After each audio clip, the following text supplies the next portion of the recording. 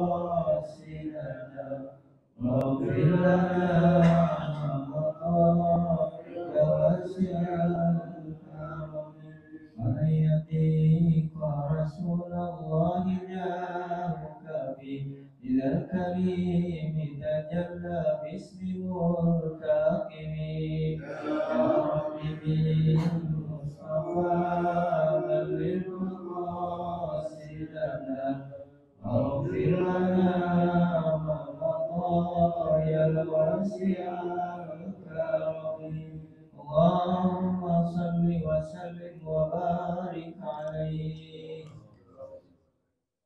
Assalamualaikum warahmatullahi wabarakatuh.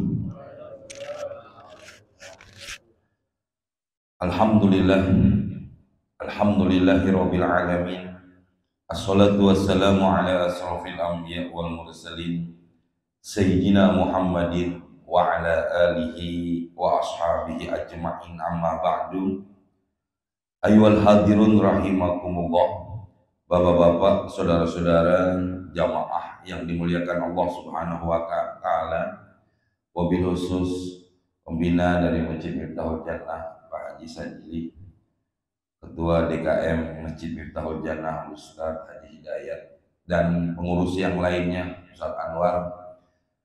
Alhamdulillah, pada subuh kali ini dengan nikmat sehat walafiat, nikmat iman wal Islam, Allah kumpulkan kita di Masjid Miftahul Jannah dalam rangka kita thalabul ilmi. Mudah-mudahan kumpulnya kita mendatangkan rahmat dan maghfirah dari Allah Subhanahu wa taala. Amin ya rabbal alamin.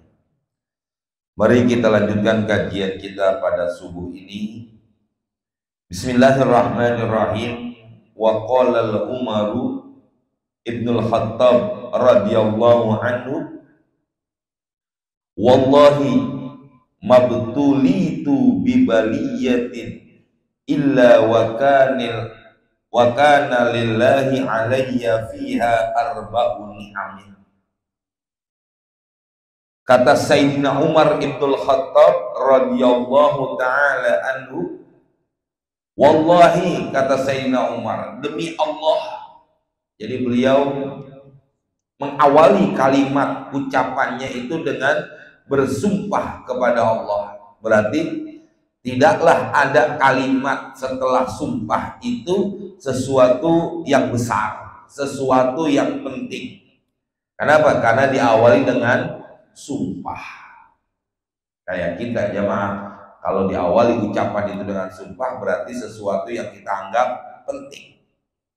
Apa kata beliau? Demi Allah, mabtulitu bibaliyatin, tidaklah ditimpakan, didatangkan kepada aku bibaliyatin, satu bala, satu musibah, satu malapetaka, illa kecuali wa kana lillahi alayya fiha arba'u ni'amin, kecuali adanya dari Allah, yang Allah datangkan kepada diri saya, kata Sayyidina Umar, fiha, dari bala dan musibah yang datang kepadaku, Allah datangkan kepada Sayyidina Umar itu apa? Arba'u ni'amin, 4 kenikmatan. Jadi Sayyidina Umar Ibnul Khattab, tatkala dia mendapatkan satu musibah, datang satu kepadanya bala, tidaklah bala itu kecuali dengan bala itu Allah datangkan 4 kenikmatan. Masya Allah. Ya, banyak di kita ini melihat satu bala, musibah karena balanya, tidak melihat apa dibalik hikmah itu semua. Kan gitu jemaah. Kayak apa? Iblis tidak melihat kenapa Allah perintahkan dia sujud kepada Nabi Adam. Ya, kalau tuh iblis cerdas, maka iblis itu nggak bakal abah, nggak bakal menolak, nggak bakal tidak mau untuk sujud kepada Nabi Adam. Buktinya siapa? Para malaikat-malaikat Allah semuanya mereka sujud, tapi cuma iblis. Kenapa? Karena dia nggak punya akal yang sempurna. Maka dikatakan iblis itu lebih mementingkan nafsunya, ya maka dengan sebab itu hilanglah akal daripada iblis. Yang cuma Allah kasih tuh iblis apa? Nafsunya doang. Nah, di sini hadirin. Begitu juga Sayyidina Ali Sayyidina Umar ibn Khattab, tatkala dia mendapatkan satu musibah, satu bala, tidaklah yang dia lihat itu bala kecuali ada 4 kenikmatan. Seperti Nabi Ayub alaihissalam. Nabi Ayub balaknya nggak tanggung-tanggung jamaah. Hartanya habis semua. Dari orang kaya, orang yang melimpah, kalau bahasa kita sekarang konglomerat, orang yang hartanya melimpah, kekayaannya begitu banyak, habis sama sekali, tidak ada yang tersisa. Kira-kira kalau kita begitu gimana? Stres, gila, iya, betul. Nah iya, diri, masya Allah. Bukan hanya hartanya doang habis, anaknya semua meninggal, masya Allah. Ujiannya tuh balaknya begitu besar. Yang ketiga apa? Istrinya semua meninggalkan, kecuali cuma satu yang awet, yaitu apa? Istri yang muda, istri yang tua, yang muda yang kabur semua. Tuh hadirin. Ya, makanya ada istilah istri tua dari miskin sampai kaya. Kalau istri muda dari kaya sampai nggak tahu bener apa nggak itu istilah. Tuh, yang keempat balaknya daripada ini Nabi Ayub apa? Badannya datang berbagai macam penyakit. Tapi apa? Nabi Ayub mengeluh enggak. Maka di sini hadirin satu pelajaran buat kita. Janganlah dilihat sesuatu yang tidak enak itu tidak enaknya, tapi dilihat di balik itu apa. Kayak kita minum jamu, Pak. Minum jamu enak apa enggak? Kalau sekarang jamu-jamu enak. Kalau sekarang, kenapa? Campurannya banyak. Ada madu, telur, apa lagi? Anggur, beras kencur. Enak aja jadinya. Coba kalau minum cuma jamunya aja, gimana? Pahit, nggak enak. Cuma lihat apa istilahnya? Apa yang dia dapat setelah dia minum jamu? Seger badan, sehat, kan begitu. Tapi kalau apa yang kita minum, ya setelahnya itu apa? Umpama es krim, sesuatu yang manis. Awalnya apa? Manis, akhirnya penyakit, gula naik, kan begitu hadirin. Kenapa? Terlalu banyak mengkonsumsi daripada yang manis-manis. Nah begitu juga, bala itu bagaikan jamu. Bala itu bagaikan obat, awalnya pahit tapi akhirnya adalah kenikmatan. Maka pantas Sayyidina Umar ibn Khattab mengatakan, tidaklah saya, demi Allah, tidaklah bala yang datang kepadaku kecuali Allah berikan kepada saya satu nikmat. Yang pertama, awwaluha idza lam takun fi dini. Ya. Satu nih jamaah. Setiap bala yang datang kepadanya, kata Umar bin Khattab, tidaklah ya menjadikan satu musibah buat dia, tapi mendapatkan daripada kenikmatan. Yang penting pertama apa? Awwaluha, yang pertama, idza lam takun fi dini. Apabila bala itu tidak mengena kepada agama. Jadi yang penting, musibah bagaimanapun beratnya, bala bagaimanapun susahnya, kalau bukan mengena kepada agama, itu akan dapatkan satu kenikmatan. Karena begini jamaah, yang saya bilang tadi dari awal, setiap musibah, setiap bala, apapun yang datang kepada diri manusia, pasti Allah menginginkan sesuatu kebaikan kepada itu orang. Sama kayak kita sebagai seorang guru, Ustaz Anwar, guru di sekolah. Tatkala seorang guru ngasih ujian, ngasih soal, mengasih sesuatu ujian atau soal kepada muridnya, apakah itu guru benci kepada murid? Bukan. Tujuannya guru apa? Ingin dites, ingin diketahui sampai di mana ya kemampuan menerimanya murid akan pelajaran yang udah diberikan. Tujuannya buat apa? Naikin kelas, naikin tingkat, dari kelas 1 naik kelas 2, dari kelas dasar naik ke SMP, dari SD naik ke SMP, terus naik begitu. Itu tujuannya seorang guru memberikan ujian kepada murid-muridnya. Begitu juga Allah Subhanahu wa Ta'ala tidaklah memberikan ujian kepada kita manusia kecuali apa? Bukan karena bencinya Allah, marahnya Allah, tapi Allah ingin naikkan derajat kita. Nih jamaah. Yang penting apa? Musibah itu tidak terkena kepada agama. Tapi kalau musibah udah terkena kepada agama, itu bukan lagi ujian, itu bukan lagi Allah ingin naikin derajat kita, Allah ingin naikkan tingkatan kedudukan kita di sisi Allah, bukan. Karena itu adalah bala musibah yang sebenar-benarnya musibah, yang memang kebencian Allah datang kepada orang tersebut. Kenapa? Karena musibah itu yang menimpa kepada agama.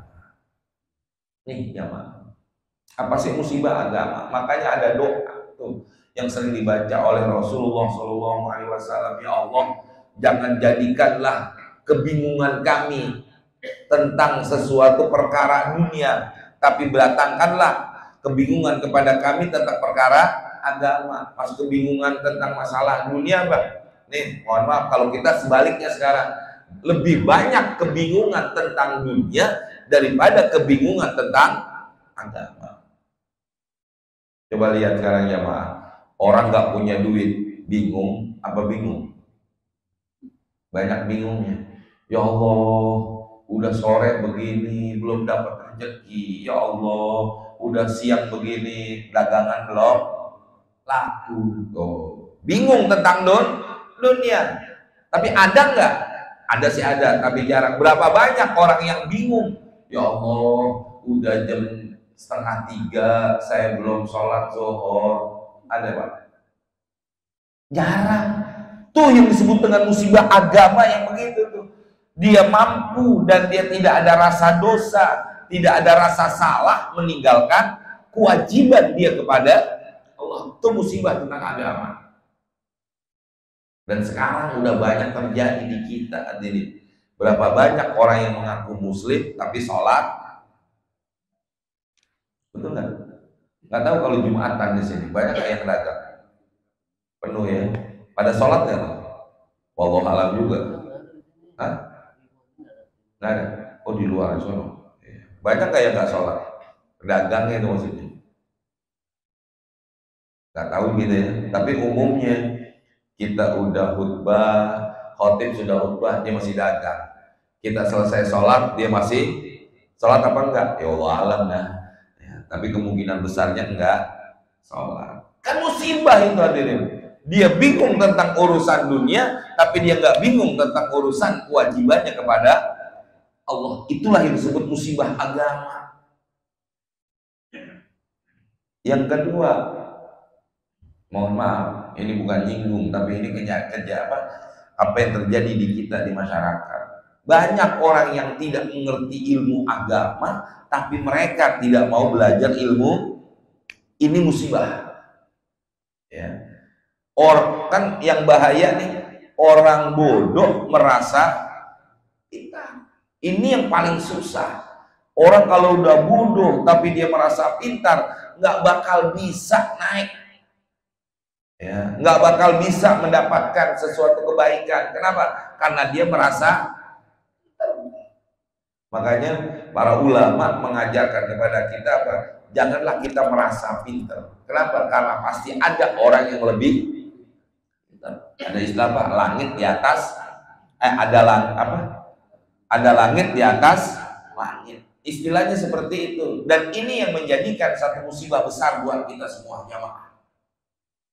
Kadang-kadang orang begitu jamaah, ya, dia salah, kita salahin, paling marah. Ada nggak? Ini salah, terus kita benerin, tapi dia merasa bener, akhirnya apa? Marah-marah. Dan ini musibah agama. Dan ini udah terjadi di kita. Ya. Orang nggak ngerti agama tapi tidak mau belajar agama. Dan ini bahaya jamaah. Akan merusak agamanya dan akan merusak daripada kewajiban dalam melaksanakan kewajiban dia kepada Allah Subhanahu wa Ta'ala. Maka dikatakan bahwa musibah sebesar apapun tidak jadi besar kalau musibah itu tidak mengena kepada ya, makanya saya sampaikan dalam khutbah Jumat kemarinan dan Jumat sebelum 17 Agustus saya sampaikan ya, dalam menyambut 17 Agustus khutbah Jumat saya sampaikan begini, bahwa kenapa para pejuang kita mereka mau berkorban buat bangsa ini sedangkan dia sendiri tidak merasakan daripada kenikmatan kemerdekaan. Nikmatin gak dia? Ya belum dinikmatin, dia udah keburu meninggal. Itu para pejuang belum nikmatin tapi udah keburu meninggal. Apa yang dia cari? Pangkat, jabatan, harta, dunia. Enggak dia cari. Kenapa? Mati kok akhirnya. Tapi dia merasakan apa? Dia ingin merasakan tidak enaknya orang yang dijajah. Akhirnya apa? Dia berani berkorban. Buat apa? Buat anak cucunya. Ya. Kenapa? Karena dia ingin merasakan pada waktu di zaman penjajahan, ya, bagaimana tidak enaknya dia ibadah, bagaimana sulitnya melaksanakan ibadah dalam keseharian harian mereka. Nggak bisa ngaji kayak kita begini. Ya katanya saya sih nggak ngerasain jamaah. Katanya ngerasain nggak? Nggak juga ya. Kalau ada beberapa 2 minggu yang lalu kalau nggak salah, saya ceramah di daerah Pasar Rumput.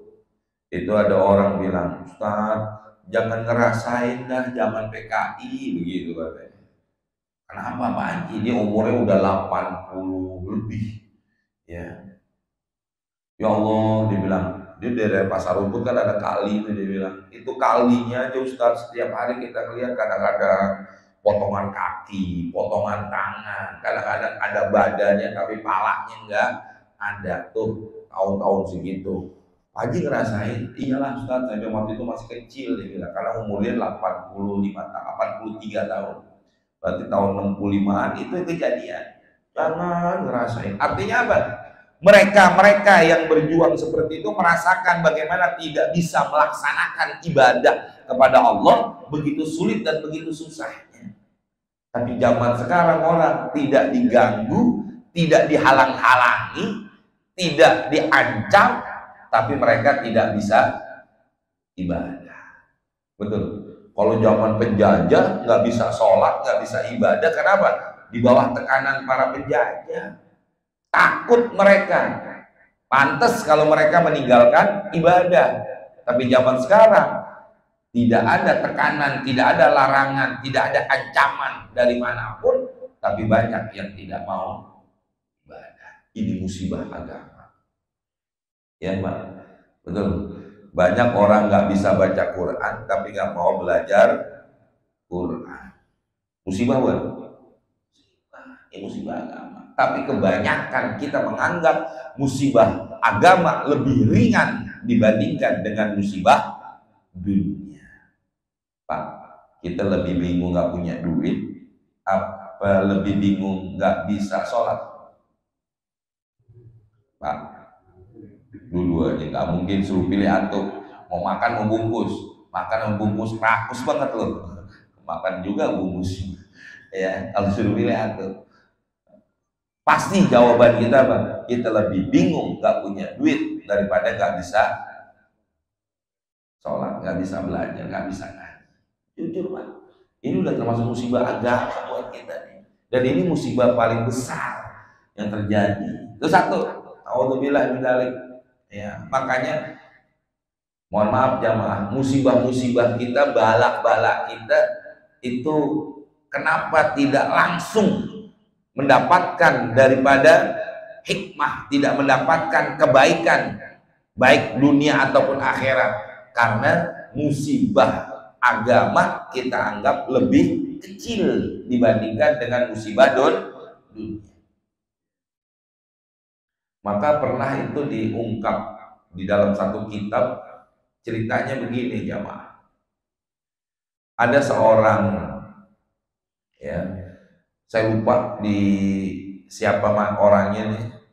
Pokoknya ada salah satu sahabat Nabi, diceritakan bahwa tatkala seorang sahabat ini mendapatkan satu musibah, satu bala yang kalau menurut pandangan mata orang lain ini musibah begitu besar.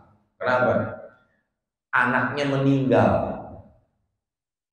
Ya, dia punya anak 4 apa 3 saya lupa. Pertama, dia punya anak 3. Dia punya anak 3. Terus ini orang miskin, nggak punya apa-apa, cuma anaknya nangis pengen banget makan kambing. Kalau sekarang enak beli sate kambing, orangnya tidur, capean. Ya, nggak mau makan kambing tinggal beli doang, udah ada satenya sekarang. Kalau zaman dulu nggak bisa, Pak. Mau makan kayak zaman orang tua kita dulu, kalau mau makan ayam gimana? Dia melihara ayam, dipotong ayamnya sendiri. Kalau enggak, sekarang enggak, udah datang aja. Mana sih warungnya? Warung sate ini sebelah mana? Oh, sebelah sono ya. Ya. Tinggal datang ke sono, pesen, telepon, datang ke rumah kita. Nah, akhirnya itu sahabat gimana? Anaknya nangis pengen makan daging kambing.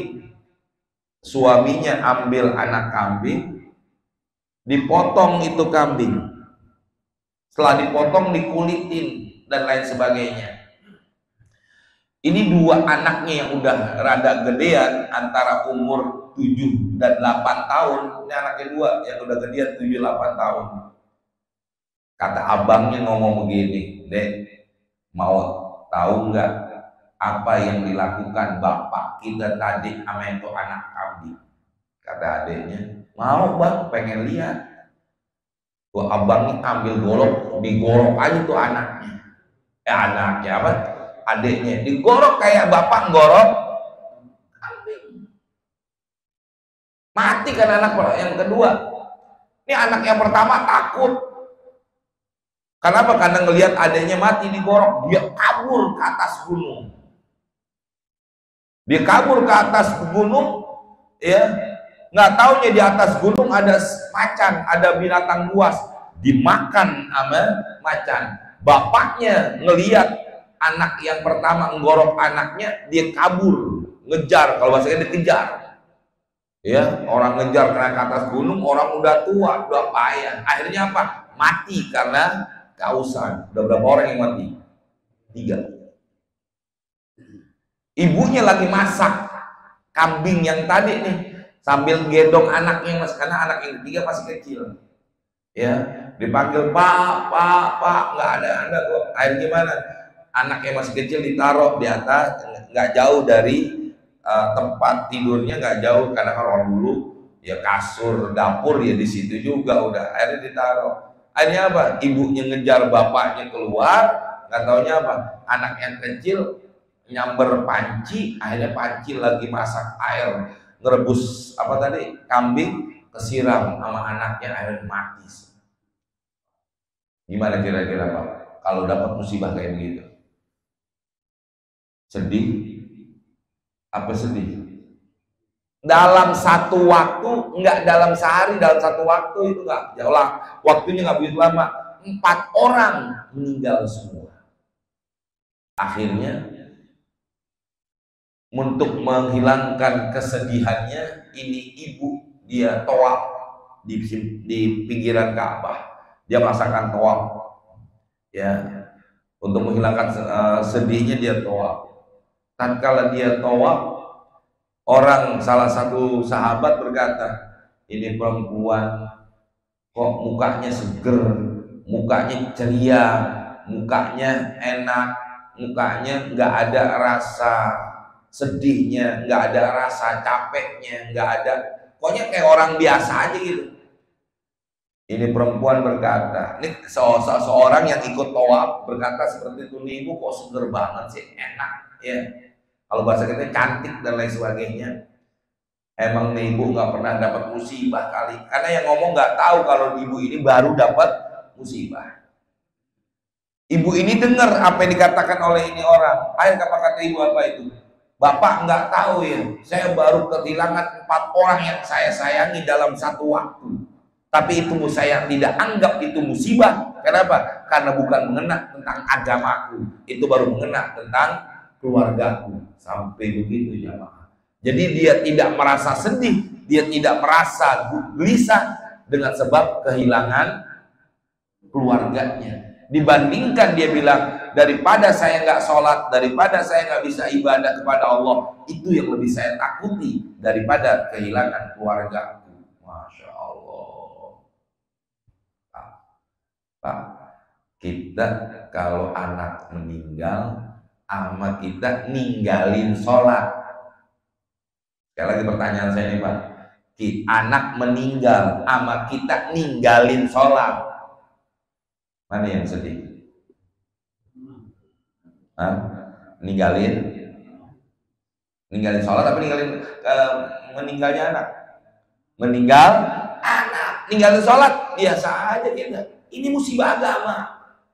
Ini yang disebut musibah agama. Betul? Jujur Pak, kita lebih sedih kehilangan duit kita daripada kita ninggalin sholat. Musibah. Ya Allah.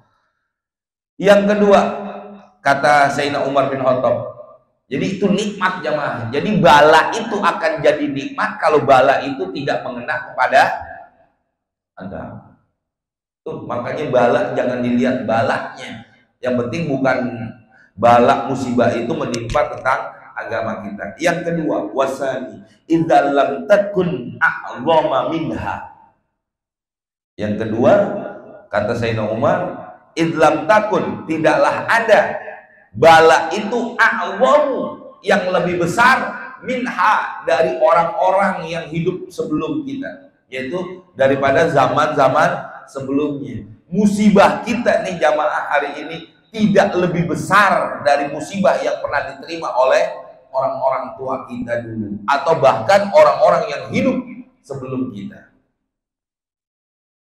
Jamaah, makanya kalau kita lihat cerita orang-orang tua kita dulu mengatakan apa? Ya kayak tadi saya bilang tuh, masa jalan di masa penjajahan, mereka mau ngaji, mau sholat, jangankan mau sekolah, mau makan aja susah.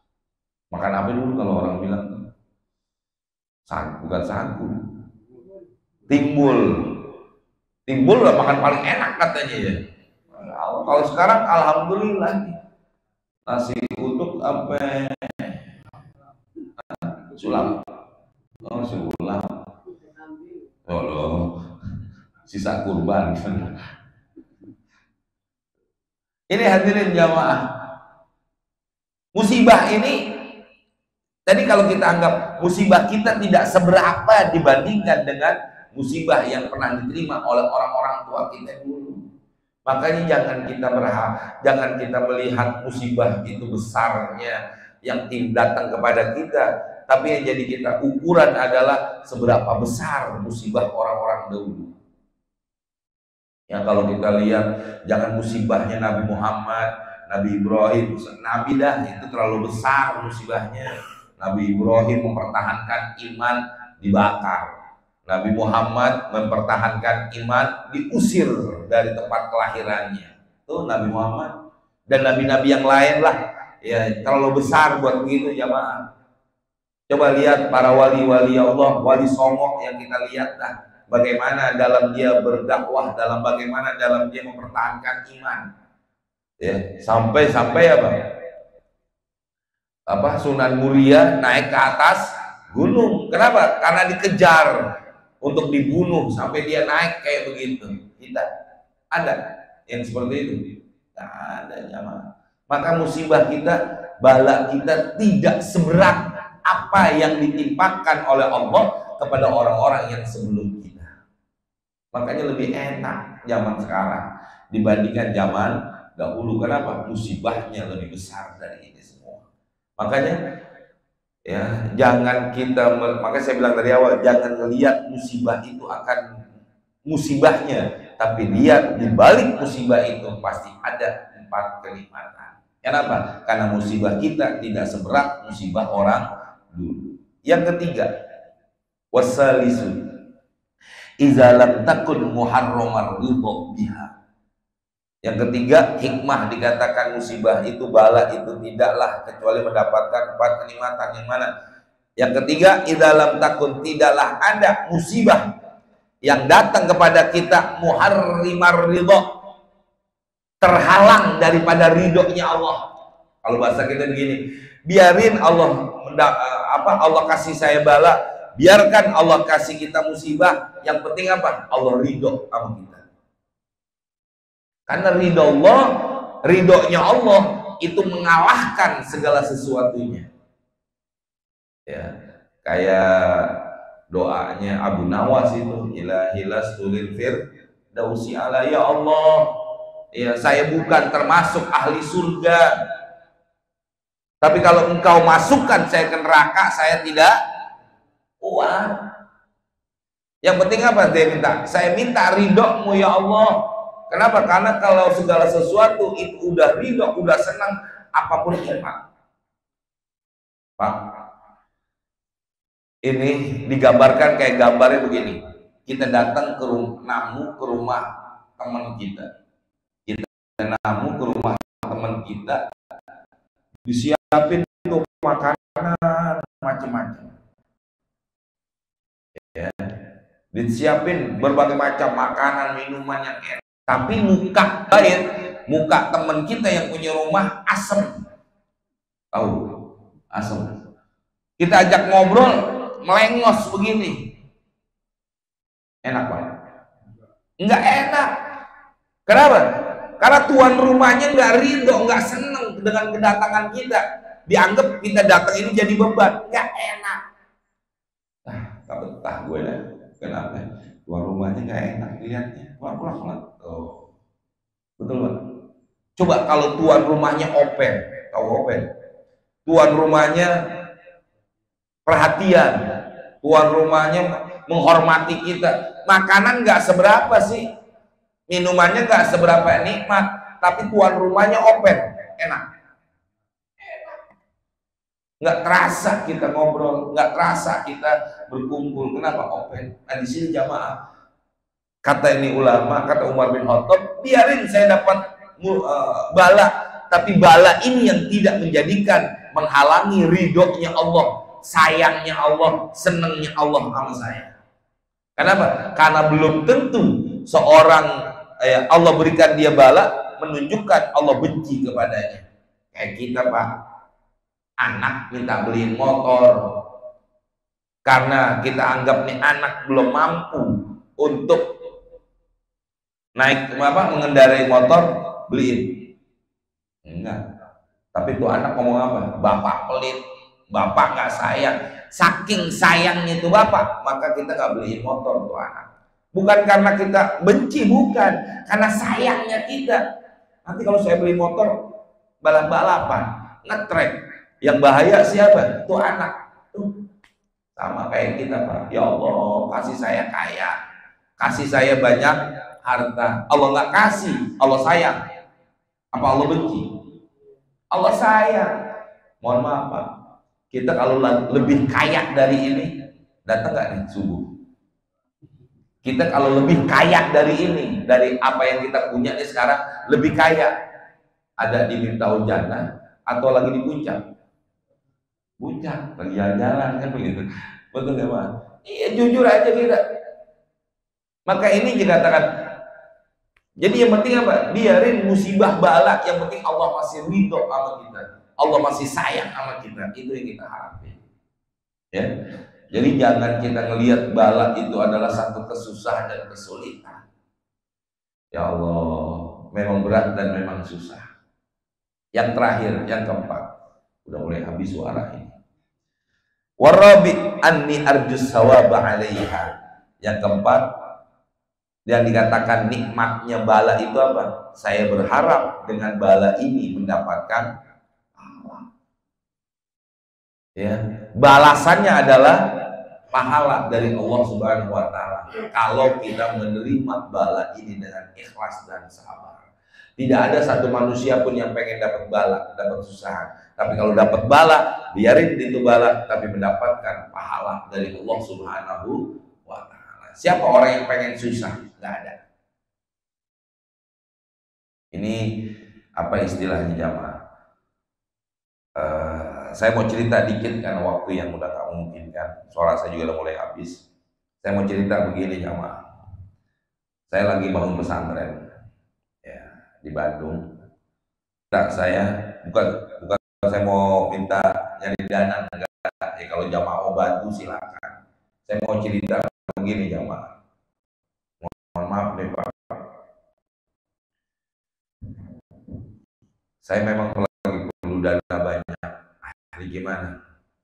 Saya punya mobil, saya jual Alphard saya punya Vespa, saya jual. Buat apa? Modal buat bangun pesantren. Lumayan. Vespa saya jual harga 45 juta. Saya jual. Ya, saya punya Alphard saya jual. Saya beli mobil yang kecilan. Ya, mobil-mobil yang kecil lah yang murah. Lumayan. Sampai orang-orang pada ngomong apa? Wah, Ustadz mau bangun pesantren pakai nyusahin diri sendiri, jual harta. Saya bilang ini cuma titipan kok. Saya mau berjuang. Jangan bikin susah jadi balak buat itu semua. Oh, hantaman banyak. Saya nggak dengerin aja. Saya cari ini bukan cari ke apa? Saya bangun pesantren bukan saya ingin mendapatkan apa namanya pujian, bukan ingin mendapatkan sesuatu barang dunia. Saya cari ridhonya Allah. Kalau memang Allah ridho, insya Allah apa yang saya korbankan Allah ganti lebih banyak lagi. Betul. Ini hadirin. Jadi yang kita cari bukan apa-apa, yang saya cari adalah keridoannya Allah. Mungkin jalannya di sini.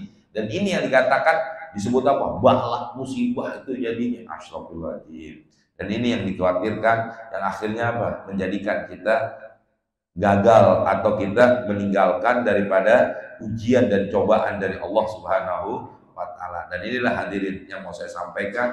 Apapun dalam seharian kita pasti ada musibah dan bala.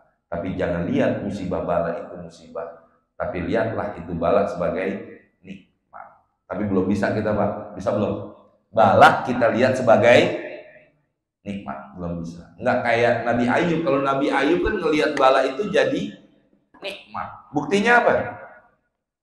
Sampai diceritakan belatung apa ulet tuh namanya. Yang ada di badannya, karena habis kan badannya habis. Karena dimakanin sama ulat, jatuh, dia pungut itu ulat, taruh lagi, sampai begitu menikmati daripada bala. Kita belum bisa, minimal apa? Bala itu jangan sampai menimpa tentang agama kita. Mudah-mudahan ada manfaatnya. Amin ya robbal alamin. Ya, cukup jamaahnya. Mau suaranya udah banget ini. Mari kita tutup aja. Mari kita tutup dengan baca Fatihah. Mudah-mudahan apa yang kita baca ini jadi ilmu yang bermanfaat. Mudah-mudahan Allah jauhkan kita daripada musibah bala, penyakit, fitnah. Mudah-mudahan semua hajat kita, cita-cita kita, keinginan kita, termasuk cita-cita saya yang lagi bangun pesantren, mudah-mudahan dipermudah oleh Allah, dilancarkan oleh Allah Subhanahu wa Ta'ala. Mudah-mudahan keluarga kita menjadi keluarga yang sakinah, mawaddah warahmah, anak-anak kita menjadi anak yang soleh dan solehah, yang lagi pada belajar anak kita, mudah-mudahan diberikan kemudahan, diberikan ilmu yang manfaat, berguna bagi agama, bangsa, dan negara. Mudah-mudahan yang pada sakit, jamaah kita, keluarga kita, mudah-mudahan diangkat penyakit mereka, disembuhkan sehingga mereka mudah untuk ibadah kepada Allah. Orang-orang tua kita, keluarga kita, guru-guru kita, wabil khusus orang-orang yang berjasa dengan Masjid Miftahul Jannah yang telah meninggal dunia, mudah-mudahan dijadikan kuburnya roboh min riyadil jannah bihaziniyah wa ila hadratin nabi al-fatihah. A'udzubillahi minasyaitonir rajim. Bismillahirrahmanirrahim. Alhamdulillahi rabbil alamin arrahmanir rahim maliki yaumiddin.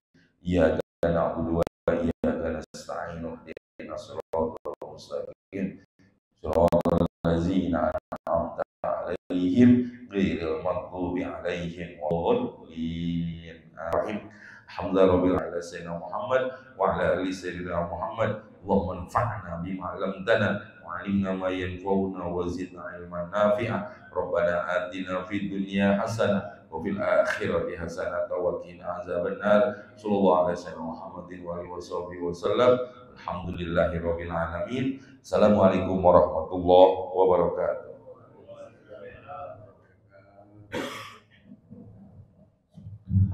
Belum? Masih 5 menitan.